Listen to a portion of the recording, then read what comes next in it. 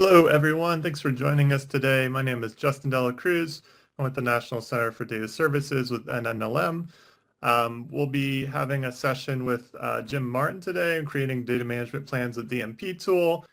So I will go ahead and hand it over to Jim and we can get started. If you have any questions throughout, feel free to drop them in the chat and we can talk there. Thank you. Thanks, Justin. Hello, everyone. My name is Jim Martin. I'm an associate librarian at the University of Arizona Libraries, where I'm a data management specialist and also a STEM librarian. And I'm really happy today to be able to speak about creating data management plans with DMP tool. It's a really great free resource, and I'm really excited to show you all the different features. So the objectives of today's presentation, we'll spend a little bit of time going over the importance of creating data management plans and how they improve research. Briefly describe what a data management plan is and what are the common components. Different federal agencies have different requirements in terms of data management plans, but there are some common elements that they all share, and we'll talk about some of those. And then the fun part is navigating the DMP tool website in terms of creating the profile, exploring the templates, finding the help guides, all the different features that it has. And then we'll also go through a walkthrough of creating an actual data management and sharing plan using the DMP tool. And then today I'll be using the NIH data management and sharing plan requirements to create that data management plan. Feel free to ask questions during the presentation. It's pretty informal and there should be plenty of time. When talking about data management plans, it sort of helps to think about them in the context of the research data lifecycle. There's a lot of information on this graphic, but I really like it because it shows the whole cycle and all the different components that go into a research project. You have the planning and design phase, the collect and create, analyze and collaborate, evaluate and archive, the sharing part of it, and then the publishing and reuse by other people. And you can see all those other different elements in the smaller font with the different sub-elements within each of those components. The great part about this is that the data management plans help people think ahead about all the different parts that are going to be part of their research project as it relates to data sharing. So one of the main benefits of a data management plan is that it gets people to think about the project ahead of time. And by planning ahead, it just makes it much easier to manage the data once the project starts, and everything is in place to make sure that data is going to be as findable, accessible, and understandable as possible, at the same time while addressing any concerns there might be with sharing data that might have privacy concerns or other aspects to it. The data management plan provides details on data collection for storage, access sharing, preservation, and reproducibility. And again, by planning ahead and addressing all these elements before the project begins, it just allows people to really make a good detailed plan for how they're going to share everything and have other people look at that plan too to see if it's going to be something they can implement successfully. It also gives people a chance to assign roles for themselves within that data management plan. Who's going to be doing what, and making sure everyone's clear about that ahead of time. And in the long term, it ensures the availability and accessibility of research results after the project is complete and the results are published. So it really goes a long way toward helping that transparency of the research process and just contributing to the overall open science aspect of research. And by making it more accessible and understandable, by having a data management plan, it also increases the value of that research. It can really have a positive impact on a researcher's reputation. As other researchers find the data that's being shared as part of the project, they might be able to reuse that same data with permission for their own analysis, or maybe they want to combine it with a data set they're generating to have new research results. So it's a great way to kind of facilitate that scientific collaboration component as well. And of course, the big one, the really important one right now, is that it's pretty much required by all federal grant funders and many private foundations. So anytime someone's going to apply for a scientific research grant from the multitude of agencies that are out there, there's a data management plan component that is required. They also see these for private foundations and funders as well now as another component that's important to know. They differ quite a bit in terms of what they're asking for. The main pieces are the same, but the details can be very specific, and that's where the value of something like the DMP tool comes into play, which I'll talk about later.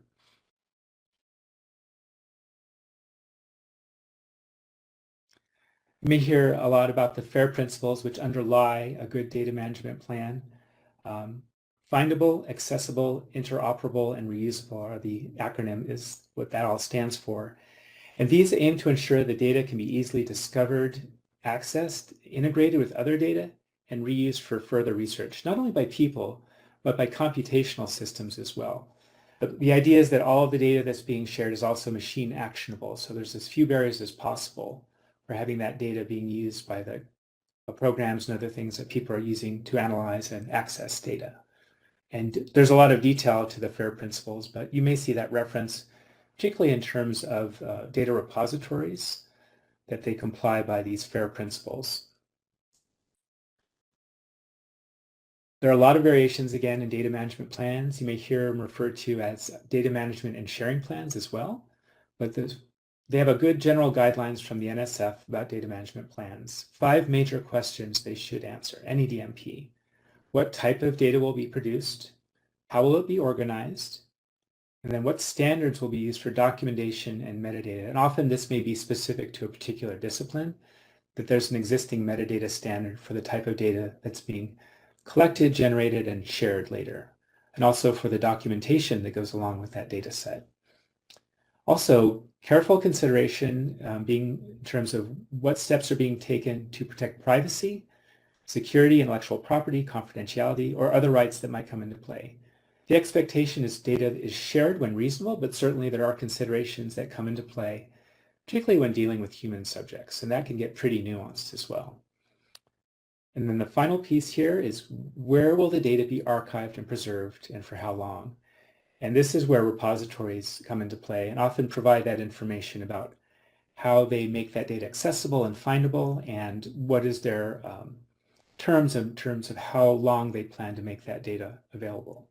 So that can vary from repository to repository, but usually there's a statement within the repository itself when the data is being deposited that addresses those issues and can be incorporated into the data management plan. Another part that's also really important is having individuals listed for who is going to be responsible for seeing that this data management plan is implemented once it's in place. This is really key just so that everyone's on the same page when the project begins, who is going to be doing what. And some of them even require, the plan requirements ask that you have a backup for someone in case they're not available to do that piece of the data management plan. Funding agencies do allow you to include data management and preservation costs in the budget proposal for the grant. So sometimes there may be some individual specifically assigned just to see that that data management plan is accomplished. And they're making sure they address all the components that they said they were going to do. If the grant is funded, the agencies will check back and see how well that data management plan is being complied with. So that's a really important piece that everyone knows who's responsible for the different parts of what's being proposed. Common data management plan elements include data description, so something about the format. Sometimes you'll see the size of the data they're planning to gather and generate, sometimes in a tabular format. Access and sharing issues, what are the components there that are important to highlight? Metadata, so data about the data, usually as a README file or some other information to allow people to look at the data and understand without further explanation how the data was generated, how it was analyzed, and what all the abbreviations mean, all the details like that with a shared data file. A lot of components come into play. And often with repositories, there'll be some curation where the people are looking at the data that's being deposited will make sure that those metadata components are in place. And if not, they'll go back to them saying you need to add more information so that people can understand what they're looking at when they access your data. Intellectual property rights are also important to address those if that's an issue. Ethics and privacy, again, with human subjects, there's a lot of nuance that comes into play there and specific strict requirements about how that works. And then format of the data. Ideally, it's in a format that can be interoperable. That is, there's not a proprietary format. It's something that's open. For example, a CSV file rather than Excel file. Just removing as many barriers as possible to accessing and utilizing that data. Then archiving and preservation details that, again, the repository can usually provide this kind of information. And then storage and backup. What is the plan while the data is being created and generated how it's going to be backed up and stored locally before it gets to that part where it's being analyzed and shared. So making sure all those components are in place. Here's a specific example that you're probably all familiar with, the NIH Data Management Plan required elements. There are 6, and there are sub-elements to each one of these, or many of them, not all, but data type is the first one. So they ask you to describe the type and amount of the data that you're going to generate. What exactly will be shared? So for example, is it going to be all the raw data, which is not always necessary, but just being clear on what kind of data is going to be shared. And then documentation, how are you going to include details about the data that's being created and shared. Related tools, software and or code. This is a really important one. What instruments or software or code was written to analyze the data or generate, maybe through an instrument, the data that's going to be shared, including that detail. Standards in terms of metadata standards, or there might be disciplinary standards for how data is described. That's important to include there.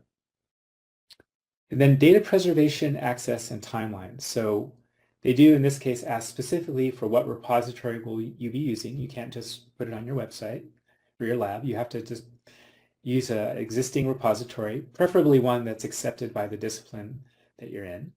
How will that data be findable and identifiable? And again, this is where the repositories will provide that information. For example, they may mint a DOI for the data set, so that stable URL for access for the long term. And then when will the data be made available? And how long will that data be accessible for people? And that can vary a little bit from discipline to discipline in terms of what is the standard for how long it's expected that data be accessible to be while it's still useful. Access and distribution or reuse consideration. This is where protection for human subjects comes into play. Oh, I see a question here. Basic science. Yes, for data type, that's a great question. Particularly for the NIH one, we've found that because there's a page limitation, it's, I believe, 2 pages or suggestion, that a tabular format for that data type is really helpful. So you'll see the type of data, the format, the expected size of the data set that's being generated, and some other pieces. And it's really easy to see at a glance all the different data components that are part of that project.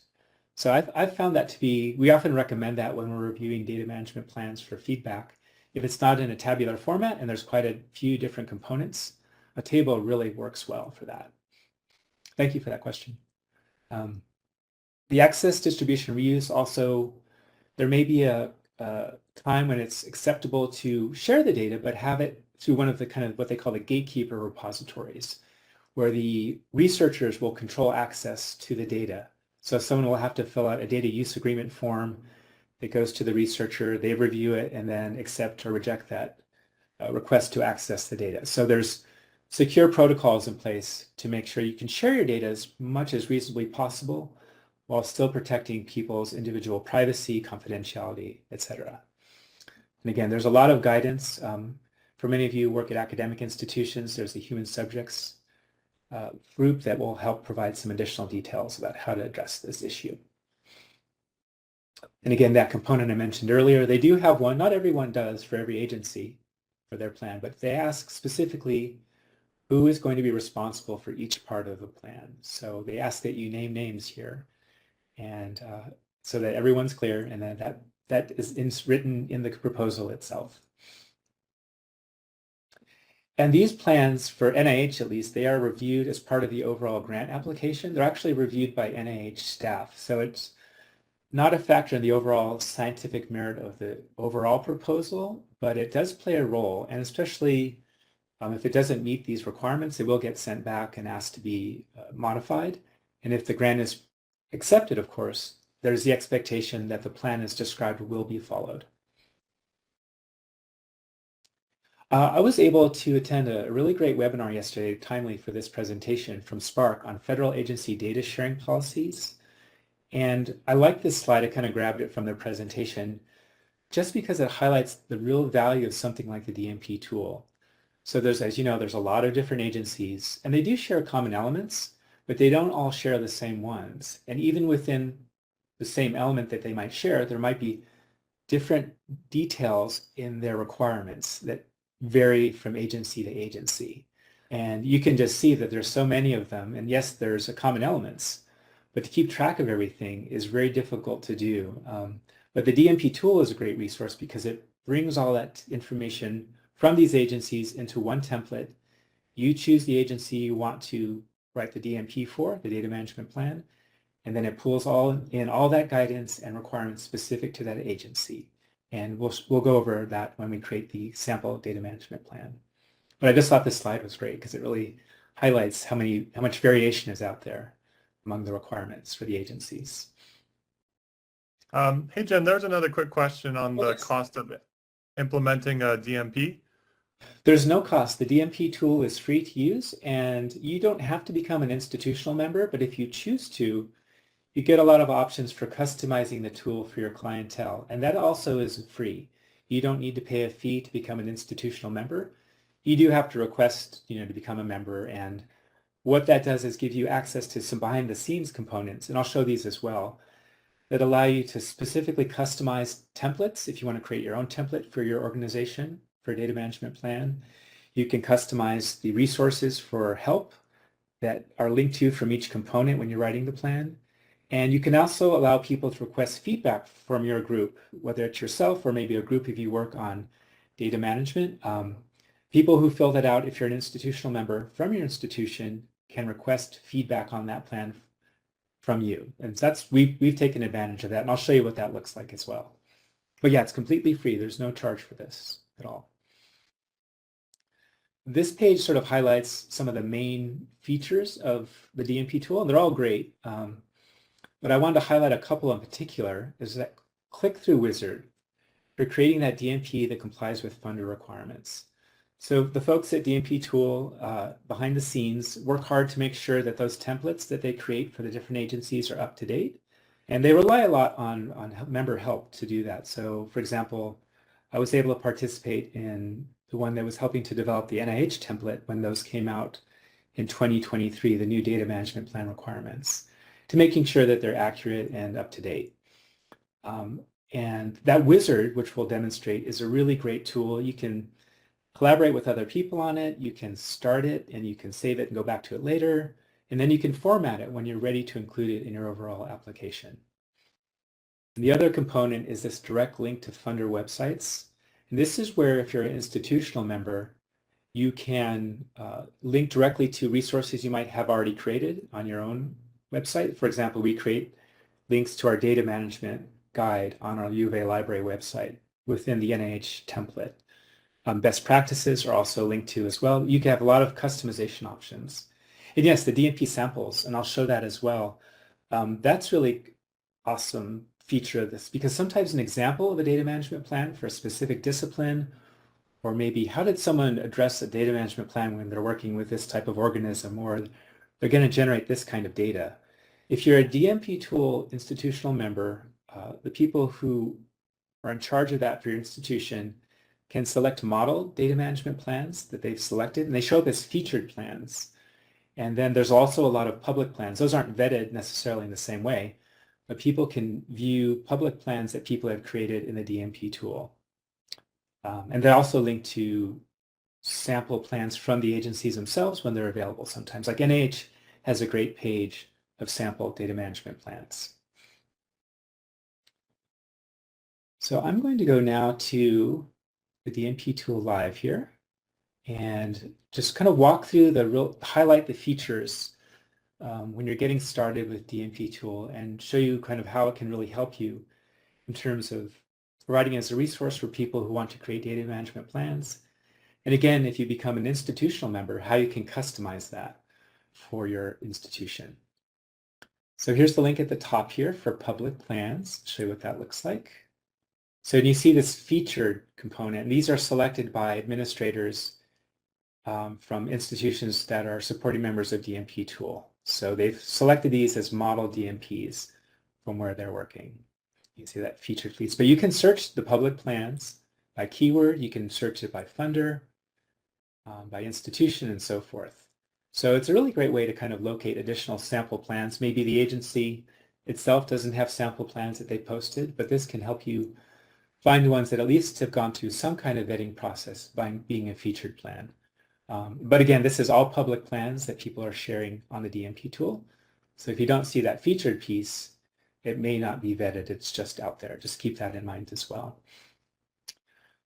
From here, the About piece, this goes directly to the FAQ, information about institutional membership, learning more about just the background of the DMP tool.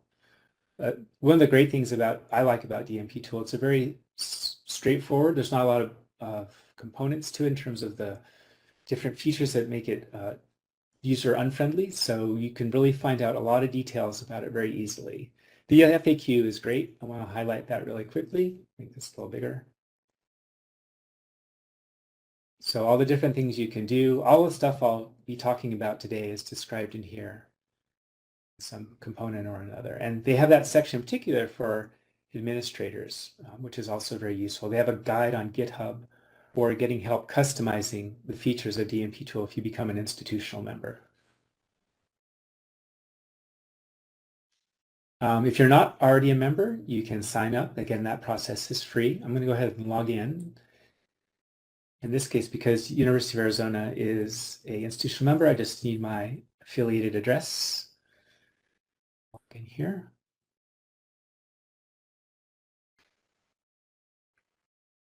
My dashboard looks a little bit different just because I'm kind of doing some of the background work in it too. But when you get here, you can see that because we're an institutional member, it's branded University of Arizona Libraries. And then we have created these custom links to our U of A data management home and how to contact our data management services team. So you have a dashboard of plans you may have been working on. And then you can see all the different plans that have been generated for your institution if you're part of that organization that's an institutional member. Again, people have the option to make their plans private. It's not by default public. They can choose to do that if they wish, but if they want to share that information, you can see them all the ones that have been created at your institution that are shareable by looking at this list if you're an institutional member. So that's been really helpful too for us to see what templates people are using, how often, what kind of use it's getting, that sort of thing.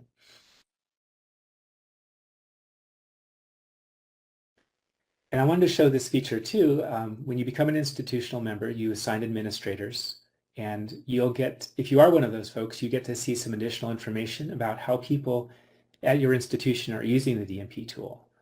So I wanted to show you this usage just as an example, what kind of information you can get by becoming an institutional member. So the total number of users, how many have created plans, you get some information about over time, how many people have joined. And I like this part down here, this little color graph. Which template are people using in your institution? And they color code all of these. You can see there's quite a few. It's just sort of interesting data to keep an eye on and maybe to understand, where maybe you want to publicize use of the DMP tool and so forth. It's data that's available to you. You can download and share it with other people at your institution.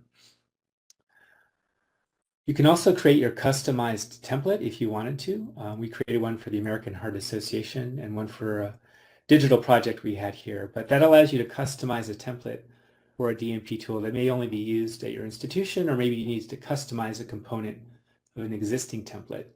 You can do that by creating a customized template. You can see it here, create a template. So that's another feature that's really helpful. And then they have general guidance as well. So that's always a component. This allows you to include information from your own website about different pieces that may relate to aspects when people are filling out a plan. So for example, you'll see links to our U of A citing data and code when they're filling out the data element on the NIH plan, data management plan. So you'll see these customized links, which I'll show in a moment. So I'm going to go ahead and do a create plan. Is there any questions about sort of the general features of DMP tool before I start working on the plan? Okay. Go ahead and start that. So this is going to be a test. I'm just going to put in a title. And then in this case, it's a testing for that. And then you select your institution. Usually it'll be selected for you if it's not already. And then this part here is where you select the primary funding organization. So you just type in the name, the acronym of the agency, and then it pulls up the agency itself. And there may be sub-templates under the agency. So in this case, there's more than one. And this is the default one, the latest one. There's one specific for National Institute of Mental Health, and there's some other pilot templates, but this is the one I'm going to be using, which is the most recent requirements. So I'll do create plan.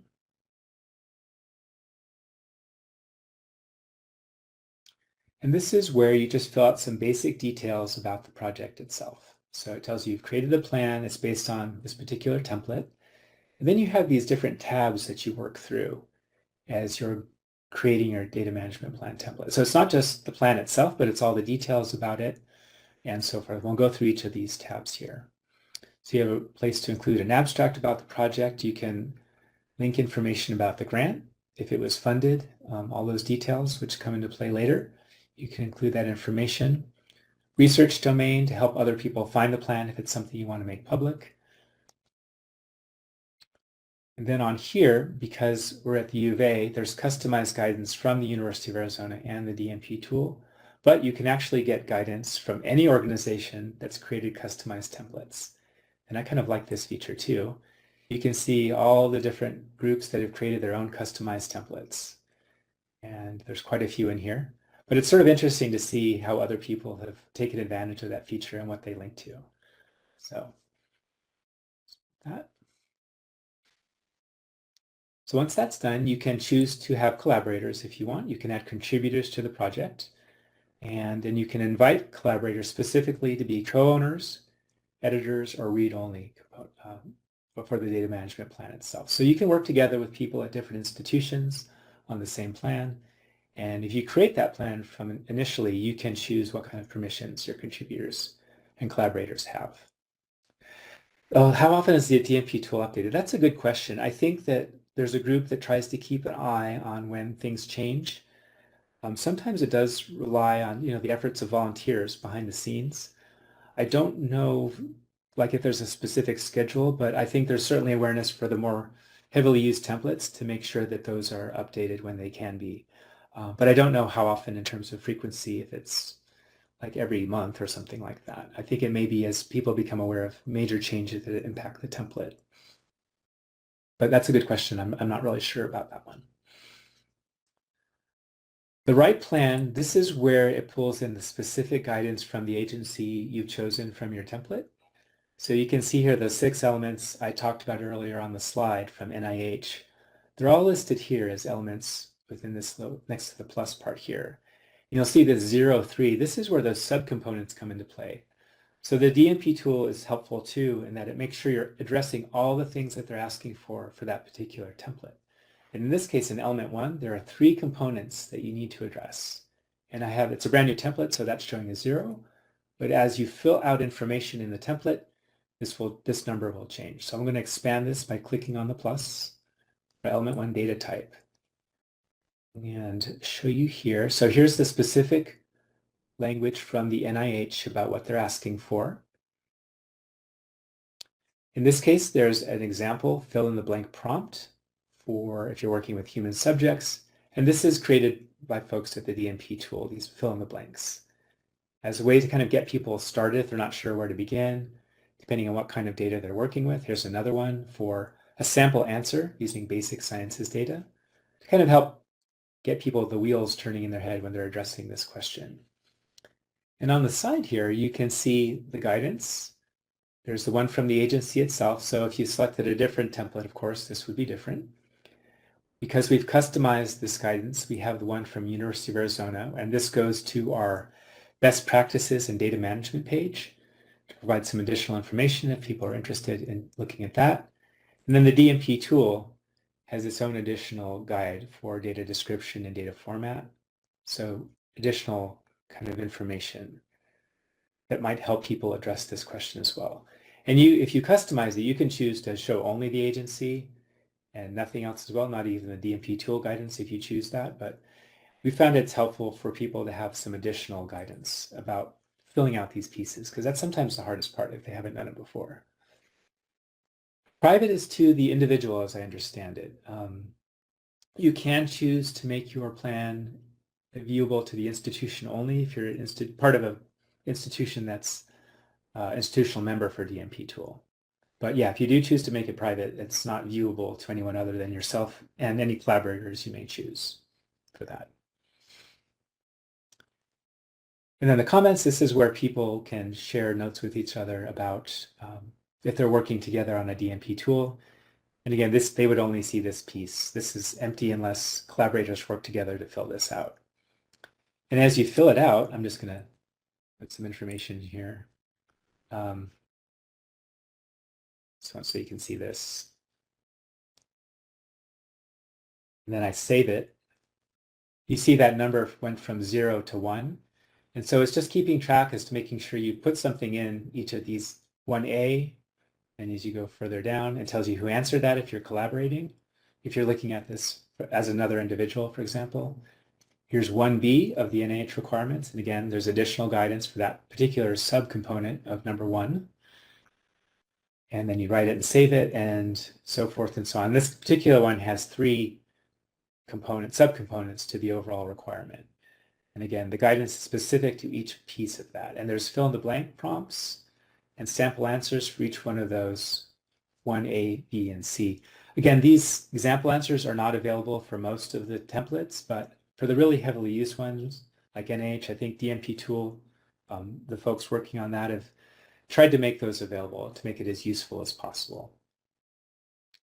So I've found those example answers to be really helpful. And the group I was part of, there was kind of a subgroup that worked on these example fill in the blank prompts. So that's how that works. And so you go through it and you go through each element.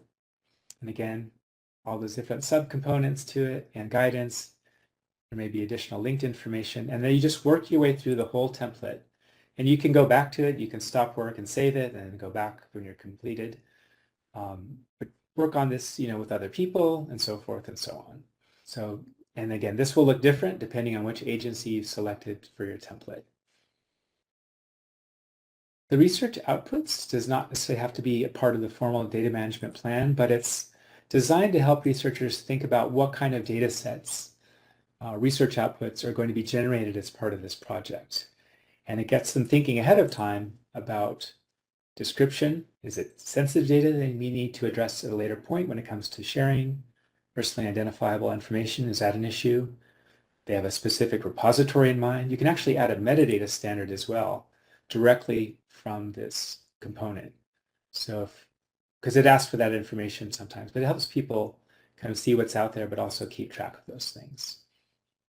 And there's some other details there as well. Again, it's not required that you fill this out when filling out a data management plan. So it's not part of this right plan itself. These are the requirements from the agency, but this helps researchers and collaborators think more about the outputs and making sure that all the kind of the FAIR guidelines are followed with those research outputs: findable, accessible, interoperable, and reusable.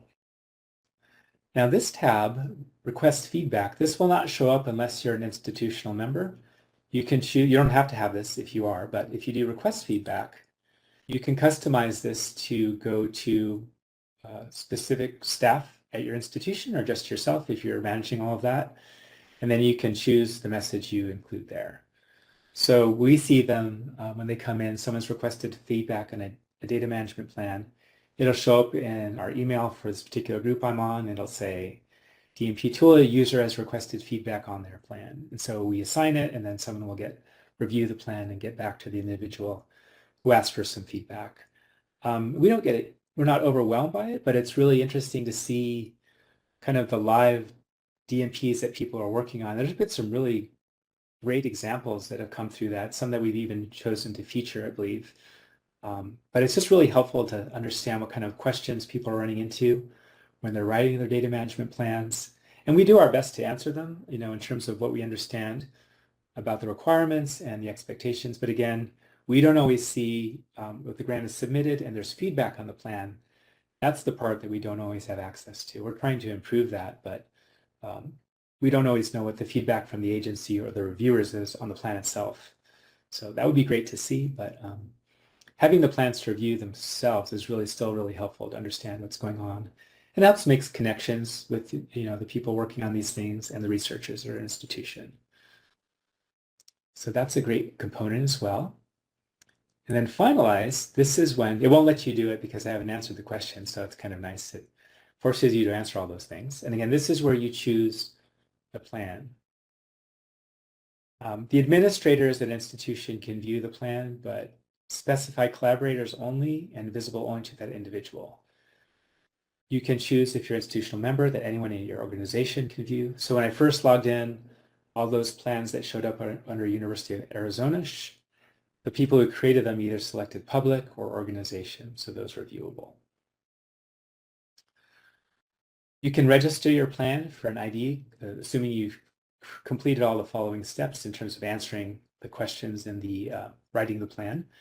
And it's helpful to register that plan because you can link it to ORCID, the scholarly ID, and any project outputs like data sets and journal articles.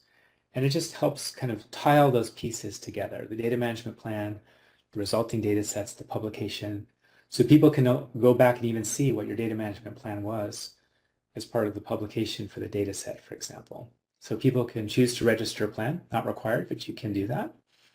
You set visibility and then download. This is where you can choose what format you'd like the data management plan to be downloaded in.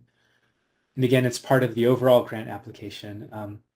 The one thing that DMP tool does not do automatically is that if there's a restriction on length of the data management plan specified by the agency, it does not limit, it won't tell you when you format it that it's gone over. You have to be aware of what those restrictions are, if there are any, just to keep that in mind. You know, there's some general guidance. I think, again, the NIH requirements ask that it not be longer than 2 pages.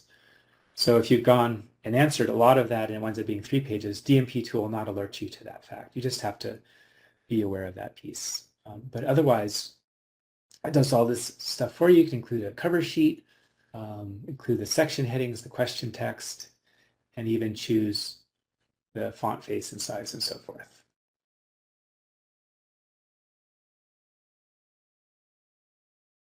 And so that, the DMP tool, that's how you kind of go through and create a plan, share it with other collaborators. And when you're ready, you can download it and include it in the overall grant application.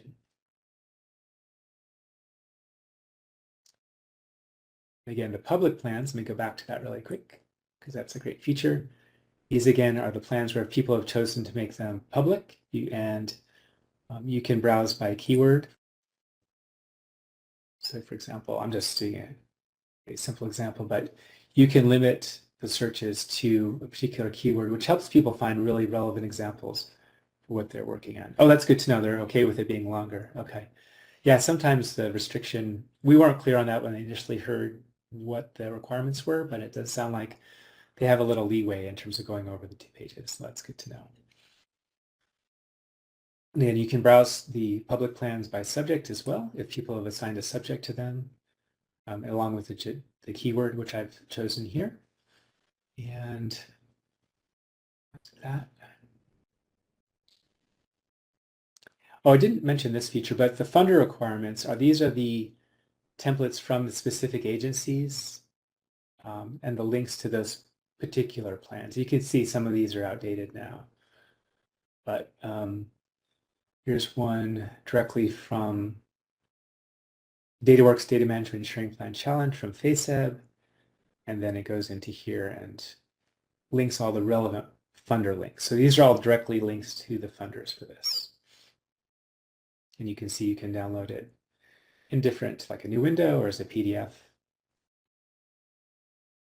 And the template itself you can download as well.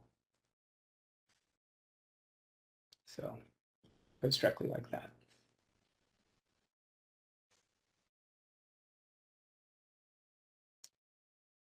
Let me show you institutional membership one more time in case people are interested about that. If you want to, it just gives you a little bit of detail about signing up as a participating organization. It gives you some more details about how the community helps support the DMP tool. And if you sign up, I think it just puts an email. Yeah, you just send the information to the folks at the UC3 who are behind the DMP tool about that. Oh, I did want to feature one more thing in the FAQ, and this is also in the presentation, but For administrators, this is really great. If it's something you're considering and want to know, well, is this something we want to do? What can we actually do with it? Under For Administrators in the FAQ, there's this guide on GitHub for customizing the DMP tool. So it jumps to that component, and then here tells you how to set it up, how to create guidance, customize a funder template, creating your own template, usage, et cetera, et cetera. So this is really good kind of deep dive into what you can do if you want to customize a template by being an institutional member. So that's a great feature, and they've done a really good job with this guide. It's come in very handy. I think a lot of people who are institutional members have taken advantage of being able to customize the tool for their own users.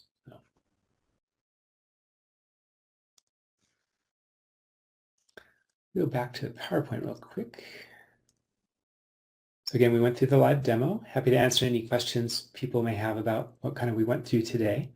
And again, I just want to highlight again the DMP tool Help for Administrators that I just showed you. The link is there as well as in the FAQ in the slides. And then the helpful links in general. I mean, the DMP tool, the FAQ, there's some background info, and then the institutional membership link. Just some kind of handy links to have. And that is the end of my presentation. Thanks for watching. This video was produced by the network of the National Library of Medicine. Select the circular channel icon to subscribe to our channel or select a video thumbnail to watch another video from the channel.